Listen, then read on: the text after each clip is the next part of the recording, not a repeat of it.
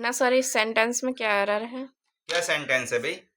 Sentence है Mohan went to foreign for higher studies. Okay, okay इस sir. Sentence में error को देखना है। यस। तो वही एसबीएम मेथड को फॉलो करना है, सेंटेंस ब्रेकिंग मेथड को फॉलो किया करो किसी भी सेंटेंस में एरर को देखने के लिए। Okay, okay sir. उससे पहले यार मैं बता दूं, जो भी हमारे व्यू आते हैं उनमें से 99% ऐसे लोग हैं जो हमारे चैनल को सब्सक्राइब नहीं कर रखा है। अगर आपको हमारे इसको पढ़ाने का तरीका और क्वेश्चन जो हम बता रहे हैं कि किस तरीके से इंग्लिश को समझना चाहिए रूल से हटके, अगर वो चीज पसंद आ रही है तो चैनल को सब्सक्राइब कर लिया करो। ओके, ठीक है। अब आते हैं क्वेश्चन पे।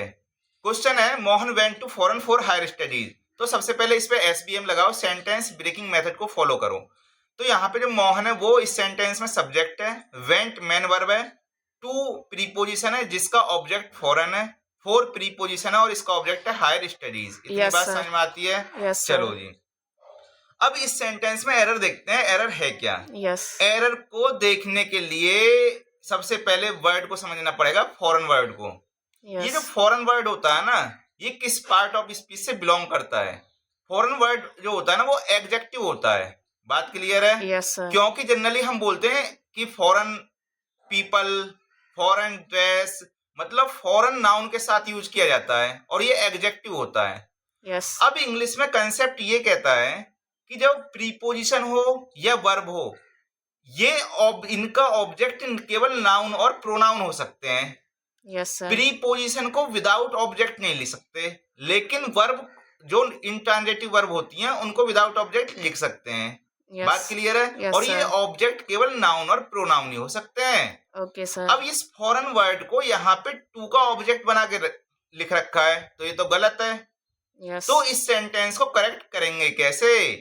अब इस सेंटेंस को सही करने के लिए एक दूसरा वर्ड यहाँ पे एब्रॉड यूज कर लो, क्योंकि एब्रॉड जो वर्ड होता है ना वो जिस पार्ट ऑफ स्पीच से बिलोंग करता है वो होता है एडवर्ब। जो एब्रॉड वर्ड है वो है एडवर्ब।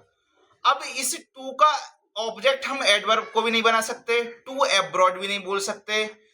अब इस टू फॉरेन को हटा के इन दोनों की जगह सिंगल वर्ड एब्रॉड यूज कर लो। तो इस क्वेश्चन का करेक्ट आंसर होगा Mohan went abroad for higher studies. अब इसका फायदा क्या होगा? क्योंकि जो एडवर्ब होते हैं वो वर्ब को क्वालिफाई कर देते हैं, तो इस वर्ब जो एब्रॉड वर्ड जो वेंट के बाद एब्रॉड वर्ड आएगा वो इस वर्ब को क्वालिफाई करेगा। बात क्लियर समझ में आ रही है? Okay sir. Where Mohan went abroad, और मेन वर्ब के बाद में एडजेक्टिव नहीं लिख सकते जबकि एडवर्ब लिख सकते हैं।